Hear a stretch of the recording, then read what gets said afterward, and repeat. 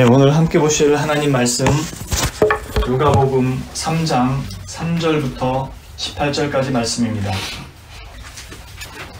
누가복음 3장 3절부터 18절까지 말씀, 신약성경 92페이지입니다. 다 찾으신 줄로 알고 제가 봉독하도록 하겠습니다. 요한이 요단강 부근 각처에 와서 죄사함을 받게 하는 회개의 세례를 전파하니 선지자 이사야의 책에 쓴 바 광야에서 외치는 자의 소리가 있어 이르되 너희는 주의 길을 준비하라. 그의 오실 길을 곧게 하라. 모든 골짜기가 메워지고 모든 산과 작은 산이 낮아지고 굽은 것이 곧아지고 험한 길이 평탄하여질 것이요 모든 육체가 하나님의 구원하심을 보리라. 함과 같으니라. 요한이 세례받으러 나오는 무리에게 이르되 독사의 자식들아 누가 너희에게 일러 장차올 진노를 피하라 하더냐. 그러므로 회개에 합당한 열매를 맺고 속으로 아브라함이 우리 조상이라 말하지 말라. 내가 너희에게 이르노니 하나님이 능히 이 돌들로도 아브라함의 자손이 되게 하시리라. 이미 도끼가 나무 뿌리에 놓였으니 좋은 열매 맺지 아니하는 나무마다 찍혀 불에 던져지리라. 무리가 물어 이르되 그러면 우리가 무엇을 하리이까? 대답하여 이르되 옷 두 벌 있는 자는 옷 없는 자에게 나눠줄 것이요 먹을 것이 있는 자도 그렇게 할 것이니라 하고 세리들도 세례를 받고자 하여 와서 이르되 선생이여 우리는 무엇을 하리이까 하매 이르되 부가된 것 외에는 거두지 말라 하고 군인들도 물어 이르되 우리는 무엇을 하리이까 하매 이르되 사람에게서 강탈하지 말며 거짓으로 고발하지 말고 받는 급료를 족한 줄로 알라 하니라. 백성들이 바라고 기다림으로 모든 사람들이 요한을 혹 그리스도신가 심중에 생각하니 요한이 모든 사람에게 대답하여 이르되 나는 물로 너희에게 세례를 베풀거니와 나보다 능력이 많으신 이가 오시나니 나는 그의 신발끈을 풀기도 감당하지 못하겠노라. 그는 성령과 불로 너희에게 세례를 베푸실 것이요 손에 키를 들고 자기 타작마당을 정하게 하사 알곡은 모아 곡간에 들이고 쭉정이는 꺼지지 않는 불에 태우시리라. 또 그 밖에 여러 가지로 권하여 백성에게 좋은 소식을 전하였으나. 아멘. 오늘 말씀의 배경은 세례 요한이 사람들에게 요단강에서 세례를 베푸는 것으로부터 시작이 됩니다. 그리고 세례를 받기 위해 사람들이 몰려오고 요한은 그들에게 참된 회개를 요구합니다. 그리고 자신을 메시아가 아닐까 생각하는 사람들에게 자신은 물로 세례를 베푸는 사람에 불과하지만 자신보다 더 능력 많으신 이가 오실 때는 물이 아닌 성령과 불로 세례를 베푸실 것이라고 말합니다. 그리고 그분은 쭉정이와 알곡을 구분해서 알곡은 창고에 모아 드릴 것이지만 쭉정이는 꺼지지 않는 불에 태우실 것이라고 말합니다. 사실 이 내용 속에는 복음의 중요한 내용들이 포함이 되어 있다고 해도 과언이 아니죠. 먼저 세례 요한이 죄사함을 위한 회개의 세례를 전파합니다. 그러자 사람들이 요한에게 몰려옵니다. 아마도 유대인들은 자신들의 역사 속에서 그들 선조들이 여호와 하나님을 온전히 섬기지 못하고 우상을 드린 죄로 인해 바벨론 포로 생활을 겪었고 은혜로 다시 본토에 돌아왔지만 여전히 로마의 압제에 있는 현실 앞에서 혼란스러웠던 것 같습니다. 왜냐하면 그들은 자신들이 하나님 앞에 잘하고 있다고 생각한 부분들이 훨씬 더 많았었습니다. 그것을 알 수 있는 게 구약의 마지막 선지서인 말라기에는 그들이 하나님 앞에서 무엇을 잘못하고 있는지 깨닫지 못하는 이야기가 나옵니다. 심지어 종교 지도자들조차도 잘못된 11조를 바치면서 그들이 하나님 앞에 무엇을 잘못했는지 모른다고 얘기합니다. 하나님이 언제 어떻게 우리를 사랑하셨는지 오히려 되묻습니다. 세례 요한은 그들의 회개를 책망하는 말을 하죠. 그러나 하나님의 은혜는 여전히 그들을 향합니다. 누가는 이런 세례 요한의 역할을 이사야서 40장 3절 이하의 말씀을 인용하는 것으로 그 설명을 대신합니다. 오늘 우리 읽은 본문에 나오는 말, 광야에서 외치는 자의 소리가 있어 이르되 너희는 주의 길을 준비하라. 그의 오실 길을 곧게 하라. 모든 골짜기가 메워지고 모든 산과 작은 산이 낮아지고 굽은 것이 곧아지고 험한 길이 평탄하여질 것이요 모든 육체가 하나님의 구원하심을 보리라. 이사야서 40장은 이사야가 미래를 예언하는 부분입니다. 북이스라엘이 멸망하고 이제 남유다마저 바벨론의 포로로 끌려갈 것이라는 것이, 거기에 관련된 이야기가 이사야서 1장부터 39장까지의 이야기입니다. 이사야서는 총 66장으로 되어 있습니다. 재미있는 건 성경도 총 66권의 책으로 되어 있죠. 구약이 39권이고 신약이 27권. 이사야서는 1장부터 39장까지 바로 북이스라엘이 멸망하고 남유다마저 바벨론으로 포로로 끌려갈 것이라는 것을 예언하는 내용이 되어 있습니다. 심판에 관련된 거죠. 그리고 40장, 39장 이후부터 이 40장에서는 그들이 다시 그 포로의 기한이 차서 끝나면 예루살렘으로 돌아오게 될 것이라는 회복의 내용이 담겨 있습니다. 특히 오늘 본문에서 인용된 누가복음 3장 4절부터 6절에 나온 말씀은 이사야서 40장 1절부터 6절에 나오는 부분인데, 바벨론으로 끌려갔던 이스라엘이 다시 본국으로 돌아오는 것과 관련해서 회복의 말씀이 기록된 내용입니다. 제가 이사야서 40장 1절부터 5절의 말씀을 잠깐 읽어보겠습니다. 너희의 하나님이 이르시되 너희는 위로하라. 내 백성을 위로하라. 너희는 예루살렘의 마음에 닿도록 말하며 그것에게 외치라.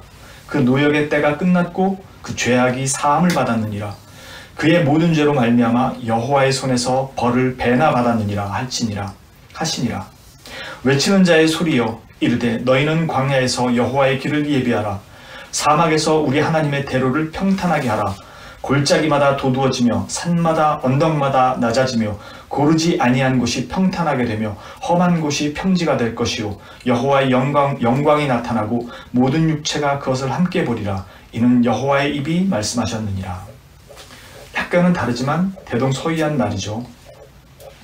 간단히 설명드린다면 우리 하나님의 대로를 평탄하게 하라는 이 말씀 뒤에 나오는 이런 이야기들은 하나님이 오시는 길을 평탄하게 하라는 뜻보다 바벨론에서 예루살렘, 즉 여호와의 임재를 상징하는 성전이 있는 그곳으로 바벨론에서 예루살렘으로 향하는 그 포로들의 발걸음, 그들이 향하는 그 길이 험하고 힘들어서 그들의 마음과 발길이 다시 바벨론으로 향하지 않도록 그 길을 곧게 평탄하게 하라는 뜻입니다.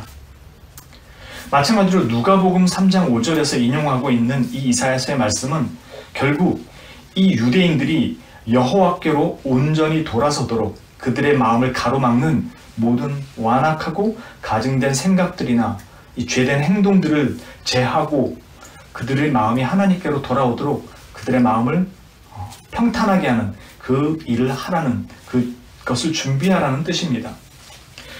그런데 예수님께서 세례 요한에 대해서 말씀하실 때 오리라 한 엘리야가 바로 세례 요한이라 하시며 이 말씀을 말라기야 3장 1절 2절에 있는 것을 인용하시면서 말씀하셨습니다. 제가 잠깐 읽어보겠습니다. 만군의 여호와가 이르노라.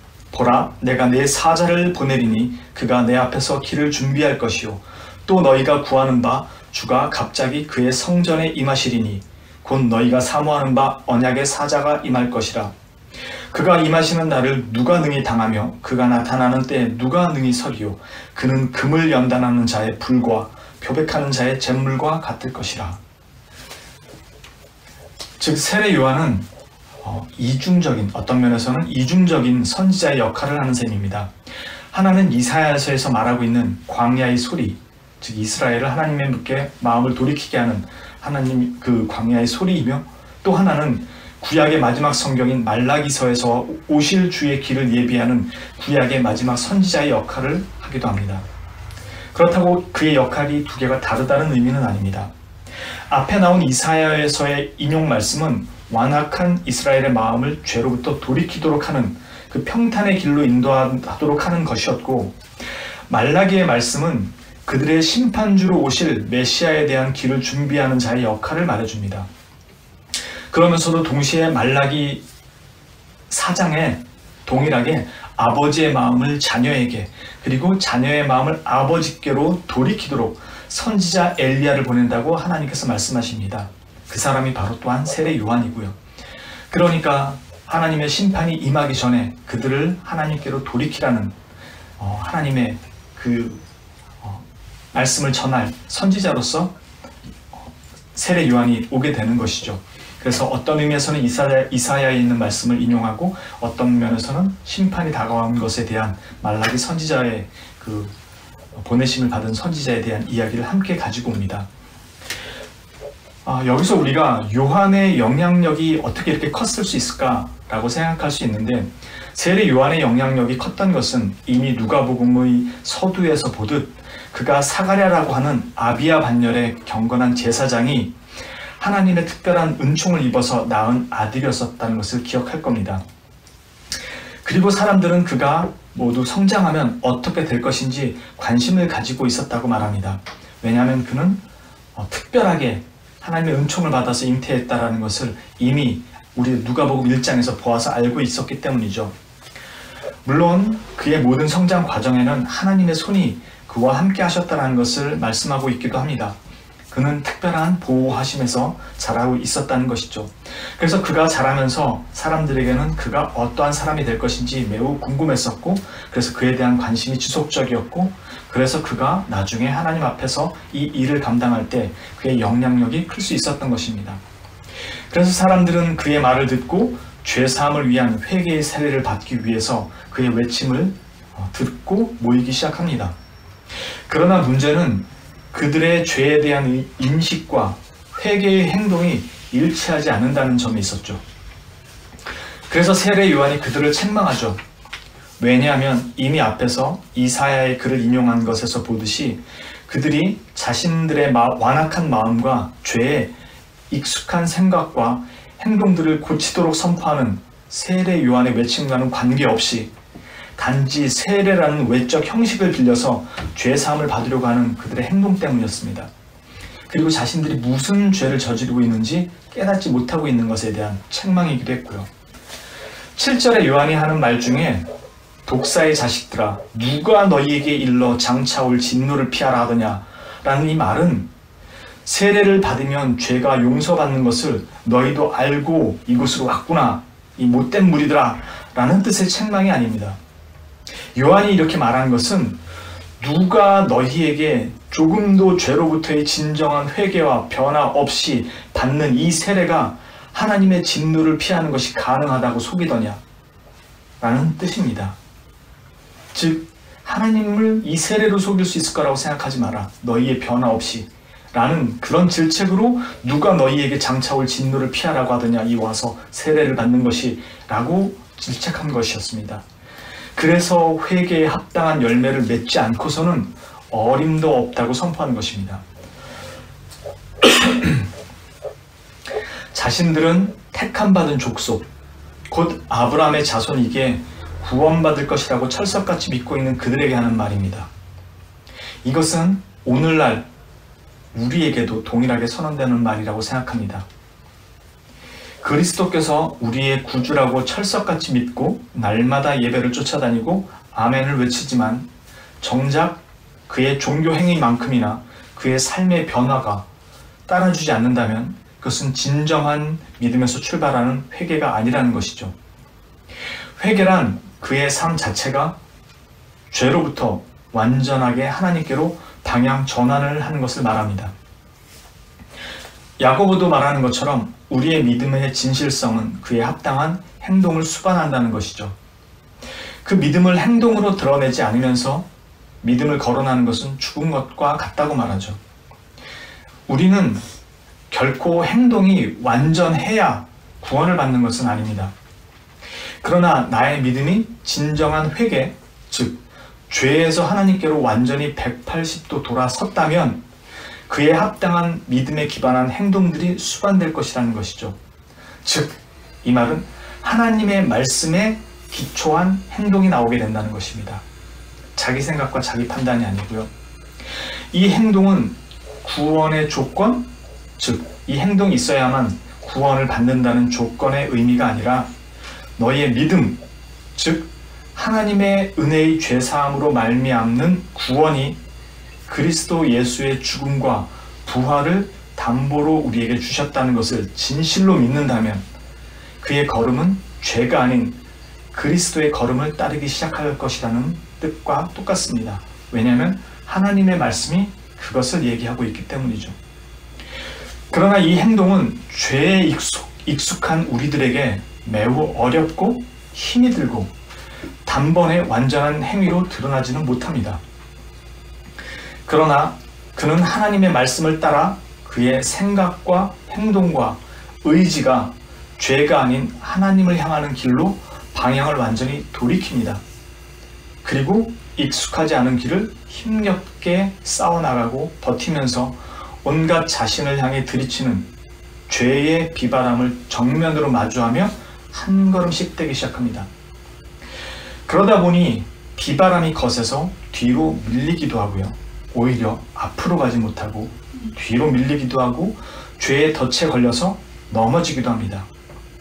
때로는 거기에 안주하려고 주저앉기도 합니다. 나중에 돌아보니 전진하기는커녕 뒤로 물러나 있기도 합니다. 죄의 비바람이 너무 세서 몇 대 맞고 쓰러지기도 하고 상처도 나고 너무 힘들어서 주저앉아 울기도 하고 심지어 이렇게 살아야 하는 자신에 대해 하나님께 원망을 쏟아내기도 합니다. 그래도 그는 죄를 향하고 있지 않고 얼굴을 하나님께로 향하고 나갑니다. 그는 원망하고 울고 짜증내고 힘들어하는 것도 모두 세상을 향해서가 아니라 주님을 향해서 원망하고 짜증내고 웁니다. 이것이 회개한 사람이 살아가는 길 위에서의 삶입니다. 방향이 완전히 전환되고 그래서 다 잘하는 것이 아니라 방향 전환을 분명히 했지만 걸음이 차마 내 뜻대로 옮겨지지 않고 옮기지도 못하는 자신의 철저한 무능을 발견하고 깨닫게 됩니다. 그러니 어떻게 주님을 찾고 기도하지 않을 수가 있겠습니까? 하고는 싶은데 자신의 의지만으로는 되지 않은 일들을요. 그러니 하나님께로 정말로 가고자 하는 사람은 하나님의 도우심을 진실하게 간절히 구할 수밖에 없게 되죠. 자신 안에서는 가고자 하는 열망은 있어도 능력이 없다라는 것을 매번 깨닫게 되니까요. 아니 오히려 여전히 죄를 더 사랑하는 자신의 모습을 매번 발견하게 됩니다. 그러나 정말로 그것을 향하고자 하는 열망이 없는 사람은 그는 하나님을 잘 찾지 않습니다. 왜냐하면 아직 죄에 대한 미련이 많이 남아있기 때문입니다. 그게 더 익숙하고 좋으니까요. 그래서 마음은 있다고 해도 실제로 하나님을 잘 찾지 않죠. 미련 때문에. 세례 요한은 회개에 합당한 열매를 맺으라고 하는데 이것은 행위로 구원을 받으라는 의미가 아닙니다. 회개의 진실함이 말과 눈물에만 있는 것이 아니라는 뜻이죠. 자신의 죄된 습관과 행동을 고칠 의지는 전혀 없으면서 눈물과 말로만 회개를 한다는 것은 단지 죄에 대한 지식과 감정의 반응일 뿐이라는 것입니다. 하나님의 말씀을 통해서 내 안의 죄를 직시하고 바로 보기 시작하면 그것에 대한 고통과 슬픔이 몰려옵니다. 자신의 현 주소를 직시하기 시작하면 심지어 절망적이기까지 합니다. 그리고 그 죄의 자리를 박차고 나아가고 싶어하는 열망도 함께 일어납니다. 말씀을 통한 자신의 모습과 그로 인해 오는 죄의식과 동시에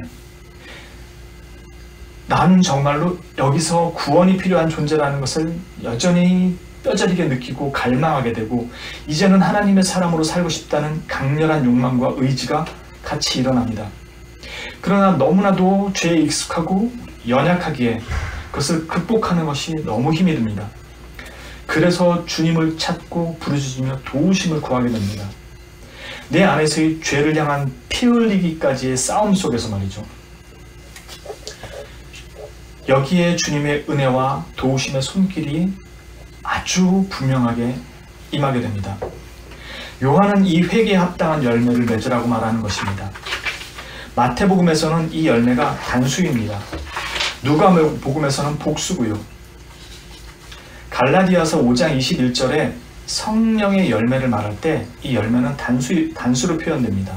그러면서도 이 열매를 얘기할 때 뭐라고 얘기하냐면 사랑과 희락과 화평과 오래 참음과 자비와 양선과 충성과 온유와 절제라고 9가지로 표현합니다. 물론 다만 9가지뿐만인 것은 아닙니다. 세례 요한은 자신에게 그렇다면 우리가 무엇을 해야 합니까? 라고 묻는 이 사람들에게 대답합니다. 옷 2벌 있는 자는 옷 없는 자에게 나눠주라고 말이죠. 그러나 이 옷 2벌은 속옷과 겉옷을 말합니다. 유대인의 겉옷은 낮과 밤의 일교차가 심해서 생기는 그 추위를 견디기 위해 입는 옷입니다. 이걸 주라고 하는 것입니다. 세리들의 질문에 대해서는 부과된 것 외에는 거두지 말라고 합니다. 로마 정부의 관리는 자신들이 직접 세금을 징수하지 않았습니다. 경매를 통해서 그 징수권을 유대인에게 팔았고 유대인들이 그걸 샀는데 그들이 바로 세리장이었습니다. 삭개오 같은 사람들이죠. 그리고 세리장은 다시 그것을 몇몇 사람들에게 분할해서 팔고 거두도록 했습니다. 그들이 세리들이었고요. 그러니 이것은 애초부터 부패가 생길 수밖에 없었죠. 말 그대로 부패의 온상이었죠. 그들이 그것을 사들이기 위해서 들인 돈이 있었을 테니까요. 그들은 더 부과해서 받아내야만 자신의 몫을 챙길 수 있는 상황이었던 것이죠. 여기에 요한은 부과된 것 외에는 거두지 말라고 합니다. 군인들도 질문을 하죠. 요한이 대답하기를 강탈하지 말고 거짓으로 고발하지 말고 받는 급료를 족한 줄로 알라고 합니다. 이때 군인들은 로마인들이 아니라 대부분은 다 유대인들로 이 세리들과 함께 했던 사람들입니다. 왜냐하면 세리들의 징수 문제가 반발을 유발시키는 문제들이었기 때문에 이들을 제압하는 수단들이 필요했죠. 그러니 이 군인들이 가면서 강제적으로 폭력을 행하기도 하고 또 강탈하기도 할 수밖에 없었죠. 그러니 여기서 떨어지는 콩고물을 서로 분배하는데 당연히 이런 어려움이 따를 수밖에 없었겠죠. 문제들이. 옷을 나누는 문제나 이 세리의 문제나 군인의 문제나 어느 것 하나 그들의 삶에서 쉬운 것은 없었습니다. 물론 그들의 죄가 그렇다고 정당화되거나 합리화되는 것은 당연히 아니죠. 죄는 어디서나 있고 어떤 상황에서도 있다는 것입니다. 상황이 쉬워서 죄를 안 저지르는 것도 아니고 상황이 어렵다고 해서 죄가 정당화되거나 죄를 합리화할 수 있는 것도 아니라는 것입니다. 죄는 어떤 경우에도 합리화되지 않고 그 행동을 정당화할 수 없다고 세례 요한이 말하고 있는 것입니다. 동시에 이것을 실행하라는 말은 다시 말해서 이 회개에 관한 참 열매를 하라는 그 말은 곧 율법이 가르치는 그것, 사랑을 기반으로 하는 열매여야 한다는 것이죠. 너희가 하나님을 사랑했다면 그 죄를 알았을 텐데 자신들이 아브라함의 자손이라 믿으면서도 그 의와 공도를 행하게 하신 것은 잊어버리고 형식적인 종교 행위에만 치중한 그들에게 요한이 경고하는 것입니다. 그 경고의 내용이 말라기에 잘 나타나 있다고 아까 말씀드린 것이죠. 세례 요한이 말라기에서 말하는 그 선지자인 이유이기도 하고요. 말라기에는 종교 지도자들부터 자신들의 죄가 무엇인지 모른 채 바벨론에서 돌아온 후 이제는 하나님이 그들을 돌보지 않는다고 투덜대는 내용들로 차 있습니다. 여기에 하나님께서 심판의 날이 이르기 전에 엘리야를 먼저 보낼 것이라고 말씀하신 경고가 담겨 있었고 그 사람이 세례 요한이었던 것이고요. 어쨌거나 사람들이 그들의 죄를 사하고 로마의 압제에서 해방시켜줄 메시아를 기다리고 있다 보니 혹 세례 요한이 그들이 기다리던 메시아인가 마음으로 생각할 때 요한이 대답합니다. 나는 다만 그분을 증언하라고 보냄받은 사람일 뿐이고 내가 아닌 나보다 더 능력이 많은 분, 그분이 너희가 기다리던 메시아라고 증언합니다. 자신의 세례는 물 세례로 죄를 씻길 뿐이지만 그분은 성령과 불로써 너희의 죄를 씻길 뿐만 아니라 완전히 정결하게 정화시키고 또한 우리로서는 불가능한 그 죄와의 싸움을 해결하실 분이라고 선포하는 것입니다. 그래서 그는 이어지는 18절에서 또 그 밖에 여러 가지로 권하여 백성에게 좋은 소식을 전하였다고 말합니다. 즉 장차 올 진노에서 피하라는 경고나 이미 도끼가 나무 뿌리에 놓였다는 경고들은 심판만을 말하고 저주만을 선포하는 것이 아니라 오히려 그 뒤에 나오는 그리스도를 통해 얻는 죄사함으로 인한 구원의 복된 소식이 있다는 것을 말하는 것입니다. 그가 베푸시는 세례는 물이 아닌 성령과 불로 행하시는 세례이기에 우리로서는 감당할 수 없는 그것을 해결하실 것이라는 것입니다. 이 복된 소식, 좋은 소식이라는 말이 유앙겔리세토라고 해서 여러분들이 많이 들어본 복음, 유앙겔리온이라고 하는 그 복음을 말하는 것입니다. 그래서 세례 요한이 좋은 소식이라고 말한 것, 앞에는 분명히 도끼뿌리가 놓였고 경고에 관한 얘기를 하지만 뒤에 좋은 소식이라고 말하는 것은 바로 이 심판에 관한 것보다 이 심판으로부터 너희를 구원할 메시아에 관한 것을 이야기하고 있기 때문입니다. 그리고 그 회개에 합당한 열매를 맺지 못하는 자들에게 성령과 불로써 세례를 주셔서 그것을 너희로 가능케 하고 그 문제를 해결하실 분이라는 것을 얘기한다는 점에서 복된 소식이라고 하는 것입니다. 세례 요한은 다만 그리스도께서 오시면 심판이 단박에 일어날 것이라고 생각했지만 실상은 그렇지 않았죠. 세례 요한이 모르고 있었던 것이 바로 이것이었죠. 그리스도의 오심은 세상을 심판하려 하심이 아니요 세상을 구원하려 하심이라고 요한복음 3장 18절에 말씀하는 것처럼 물이 아닌 성령과 불로 주시는 세례를 말합니다. 구약의 시대나 지금이나 우리는 모두 그리스도에 대한 믿음으로 구원을 얻습니다. 그리고 이 믿음이 참되다면 이 믿음은 우리를 하나님을 향하도록 이끕니다. 하나님을 향하도록 이끈다는 것은 곧 주의 말씀에 귀를 기울이며 그 말씀을 통해 하나님 앞에서의 자신의 모습을 확인하게 되고 그 부끄러움과 수치스러운 죄의 모습에서 벗어나 하나님의 자녀로서의 모습을 지향하게 됩니다. 왜곡되고 일그러졌던 하나님의 형상이 의와 진리의 거룩함을 삼하도록 합니다. 그래서 율법이 무겁지가 않으며 죄를 알게 하고 벗어나게 하며, 물론 율법이 벗어날 수 있게 하는 것은 아닙니다. 죄를 깨닫게 하고 벗어나도록 우리에게 그 길을 가르칩니다. 그래서 나로 하여금 그리스도를 바라보게 하죠. 몽학선생이라고 하는 것처럼. 그리고 그 율법이 가지는 거룩성을 알고 지키고자 하게 됩니다. 여기에 우리는 우리 힘으로 할 수 없는 그것을 예수 그리스도로 말미암아 주어진 성령의 내주하심과 인도하심과 충만하심으로 말미암아 정결케 하시고 새롭게 하시는 그 구원 사역을 통해 그 길을 향하게 됩니다. 더 이상 죄의 종이 아닌 거룩한 하나님의 자녀로 입양되었기 때문입니다.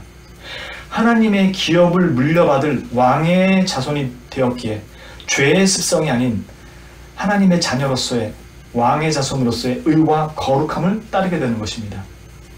그리스도는 우리에게 이것을 회복시키고 유업으로 하나님의 기업을 물려주시며 죄의 종이 아닌 하나님의 자녀의 자유를 선물로 주시기 위해 오신 것입니다.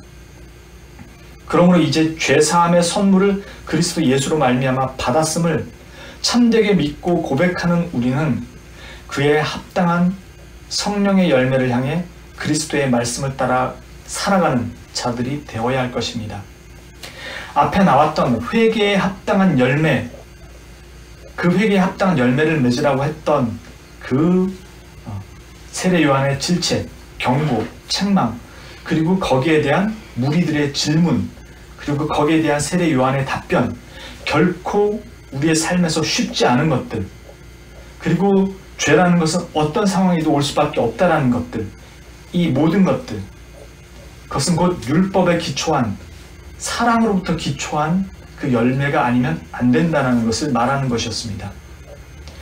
아까도 본 것처럼 옷 두 벌 있는 자가 하나를 주는 것은 쉬운 일이 아니며, 세리가 자신의 그 가진 권한으로 사람들에게 더 높은 세금을 부과할 수밖에 없었던 그의 잘못과 죄가 분명히 있지만 그가 놓인 상황도 결코 쉬운 상황이 아니었고, 그것에 대해서 부과된 것 이상의 세금을 걷지 말라는 것은 그가 감수해야 될 손해가 분명히 있었다는 것과 네가 회개했다면 그것을 네가 감수해야 될 몫이 있다는 것을 분명히 얘기해 주는 것이었고, 군인들에게도 부족한 근료지만 족한 줄 알고 남의 것을 강탈하지 말고 횡포를 부리지 말라고 했던 것들, 다시 말해서 세리가 되지 말라고 하는 것도 아니었고 군인이 되지 말라고 얘기하지도 않았습니다. 너희가 진실로 회개했다면 너희가 선 자리에서 너희가 지켜야 될 본분이 무엇인지를 분명히 알라고 얘기한 것입니다. 즉 세례 요한은 죄라는 것은 어느 곳에나 있고 쉽지 않은 것이며 너희가 회개했다면 너희가 돌이켜야 하는 자리가 결코 쉽지 않은, 즉 하나님께서 주신 그 율법 속에 나타난 하나님에 대한 사랑과 이웃에 대한 사랑이 기초하지 않으면 안 된다는 것을 같이 얘기해 줍니다. 결국 이것은 갈라디아서 5장 22절 16절 이하에 나오는 우리로 하여금 여기서 회개에 합당한 열매를 맺으라고 하는 것은 단순한 선행의 의미가 아니라 하나님을 따라가는, 성령을 따라 행하는 것으로 말미암는 성령의 열매로 그 회개가 드러나야 될 것이라는 것을 말해주는 것입니다.